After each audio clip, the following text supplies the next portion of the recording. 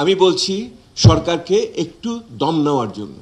আমি বলতে চাই সরকারের যেই পরিস্থিতি আমি বললাম, দেশের ভিতরে উত্তরাধিকার সূত্রে পাওয়া, বিদেশের যে পরিস্থিতি এবং যেই মন্ত্রিপরিষদ উনি গঠন করেছেন, আমার খুবই বিনয়ের সাথে আমি কথাটা বলছি, ওনাদের একটা ট্রানজিশন টিম গঠন করা উচিত, অর্থাৎ একটি উত্তরণকালীন দল তৈরি করা উচিত।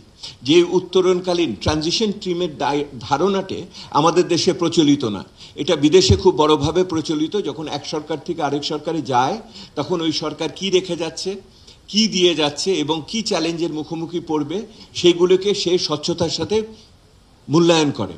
তো এইরকম একটা যদি ওনারা দল তৈরি করতে পারেন এবং এটা দিয়ে যদি এই মূল্যায়নটা করতে পারেন, আমি যেটাকে ইংরেজিতে বলে ফরেনজিক, ওনারা একটা ময়নাতদন্ত করে একটা দলিল তৈরি করতে পারেন। যেই দলিলটা একটা, এটাকে আমরা বলি যে একটা ব্রিফিং ডকুমেন্ট, অর্থাৎ প্রত্যেকটা মন্ত্রণালয়ের জন্য এই ব্রিফিং ডকুমেন্টটা খুবই গুরুত্বপূর্ণ হবে। তখন এই ব্রিফিং ডকুমেন্টটা যেটা তৈরি হয়, সেই ব্রিফিং ডকুমেন্টের ভিতরে এখন 2-3টি বিষয় গুরুত্ব নিয়ে দেখার বিষয় আছে। একটাই গুরুত্বপূর্ণ বিষয় অবশ্যই দায় দেনা পরিস্থিতি। বিগত সরকার যে সমস্ত ক্রয় চুক্তি করে গেছে, যে প্রকিউরমেন্ট ডিসিশন হয়েছে আপনার সেই ক্যাবিনেট সাব কমিটিতে, সেইগুলোকে আরেকটু ভালো করে পর্যালোচনা করে দেখা যে এই ক্রয় চুক্তির ভিতরে কোনো ব্যত্যয় ঘটেছে কিনা নিয়ম নীতি। এই সরকার, বিগত সরকার যাওয়ার আগে বিভিন্ন ধরনের বৈদেশিক চুক্তি করেছে। সেই সমস্ত বৈদেশিক চুক্তি শুধু মার্কিন যুক্তরাষ্ট্রের সাথে হয়নি, শুধুমাত্র আমাদের বন্দর দিয়ে দেওয়ার জন্য হয়নি, আরও অন্যান্য ক্ষেত্রেও হয়েছে যেগুলি হয়তো আমরা এখনো অবহিত না। সেহেতু এই সমস্ত বৈদেশিক চুক্তিগুলোকেও আবার পুনর্বিবেচনা করা উচিত, যাতে নতুন সরকারের কাছে এর কি ধরনের দায় দায়িত্ব বর্তায়। আপনারা তো হোয়াইট পেপার শুনেছেন, আমি আরেকটা শব্দ বলি আপনাদের আজকে, হ্যাঁ, সেটা হলো ব্লু বুক তৈরি করা। ব্লু বুক কার তৈরি হয়? ব্লু বুক গাড়িতে থাকে না?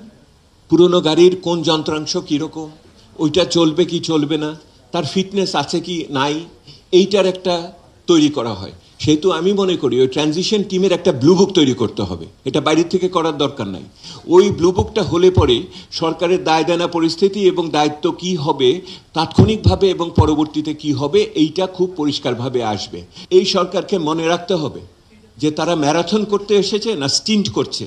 স্টিন্ট মানে হলো 100 মিটার দৌড়ে আছে, নাকি তারা 26 মাইলের দৌড়ে এসছে, নাকি 100 মিটার স্প্রিন্ট করবে, না 200 মিটার স্প্রিন্ট করবে।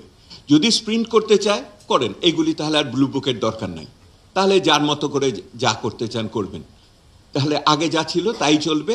আপনি খুব বেশি মানে আপনার ওই দালান কোঠা একই থাকবে, শুধু বড় জোর একটু হোয়াইট ওয়াশ করবেন।